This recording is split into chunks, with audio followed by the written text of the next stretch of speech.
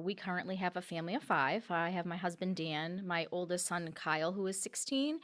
We have Cadagan, who is the child who attends the CCC, and she is 12. And we have a little son Cameron, who is 6 years old.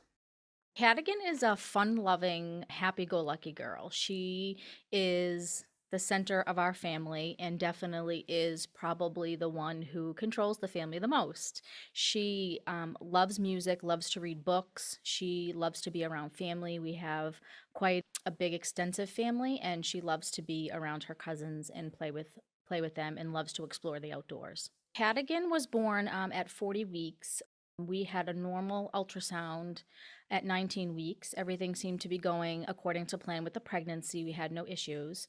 When Cadigan was born, it was noted that she had polydactyly, so she had 6 toes on each foot, which was an immediate indication to the neonatal team that something possibly could be wrong. And at first, they thought maybe a cardiac issue. After a more extensive workup in the NICU through blood testing, it was noted that Cadigan had a chromosomal abnormality called trisomy 12p. And when she was diagnosed, there were only 25 reported cases in the world. So there was not much they could tell me about her other than that she would be developmentally delayed. She was in the NICU for 13 days. We then went home and were left with this child who we had no information about. And I was told not to explore the internet. I was never going to be able to find anybody with the same chromosomal issue, and that we were just going to have to take her home with normal stimulation and see, what we got from her. Also, Cadigan, during her NICU workup, was noted to have a stroke in the left PCA territory of the brain, which was separate from the trisomy, which left her with a vision impairment. That was not discovered until Cadigan really started developing, probably about 2 months of age, 3 months of age, when you have that normal eye gaze, from a child, when you're changing them and they're looking at you, you know that they're connected. And I never really got that from Cadigan, and having an older sibling was helpful. I could relate. I'm saying, something's not right here. Finally found someone at Mass Eye and Ear who was a neuro-ophthalmologist who could put the pieces together between the brain and the eyes. And he actually validated me. Cadigan was at 3 months of age and validated that, yes, Mom, I agree with you. Cadigan doesn't see. She was at Perkins, I think, at 3 months of age until she was 3 years of age. We attended a infant toddler program every Thursday. Cadigan went to group with peers like her, and the parents were able to talk and meet with a social worker in a parent group, which was probably the most important thing that I had done for her, because for me, I learned a lot from other parents, and I was able to see a lot, with other children similar to Cadigan. They did tell me that it gets better and kids can do really well. And so that's what I continued to see from Cadigan.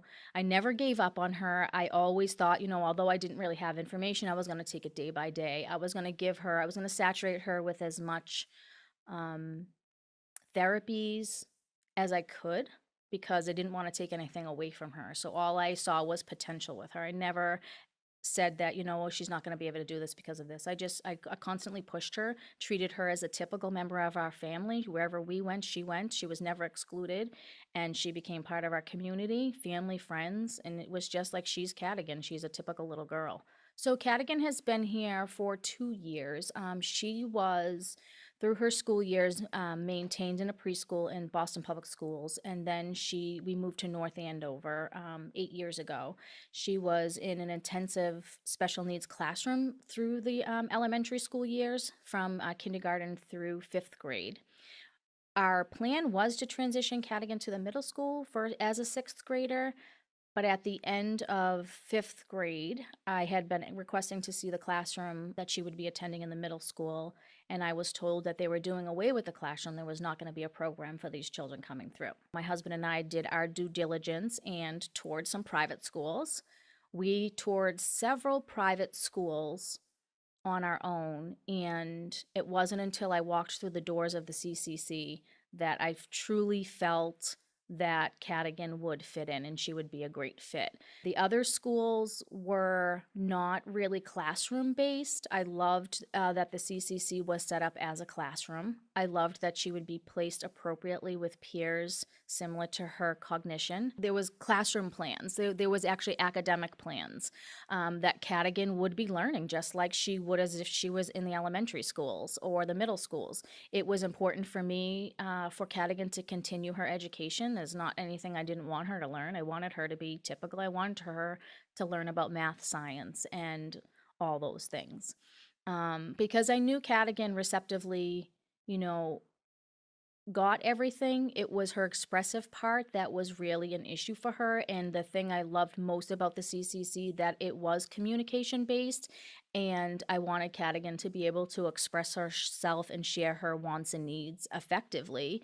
We were working on that, you know, through her elementary years, but it wasn't until the past 2 years that I have seen a tremendous improvement with Cadigan's communication. She is now accessing a communication device completely independently. She controls conversation. It's not controlled for her, and she is, I think, a happier child because of it. I think all the activities here, the children are treated like it's a typical school and they get to do all those fun things. I definitely don't take it day by day, take it 5 minutes at a time. I think Cadigan has taught us a lot about you really can't plan for the future and you just never know what's in store. So I truly enjoy every day with her. And, you know, she wakes up in the morning, she's the sunshine of the house. And that's how we live. We just literally take it 5 minutes at a time. I was fortunate enough to work at one of the top hospitals in Boston as a medical professional. Being on that end of the journey, I knew that I had options and I knew that there were other hospitals that I could explore and take my child for care. That's one of the lucky things of living in Boston. There are many, many, many hospitals who can provide care. And I knew enough to push. And I knew enough that I wasn't going to settle. This was my child. And the fact that they were telling me to take her home and just do normal things was not good enough for me. I knew I needed to explore options for her because I wanted to maximize her potential.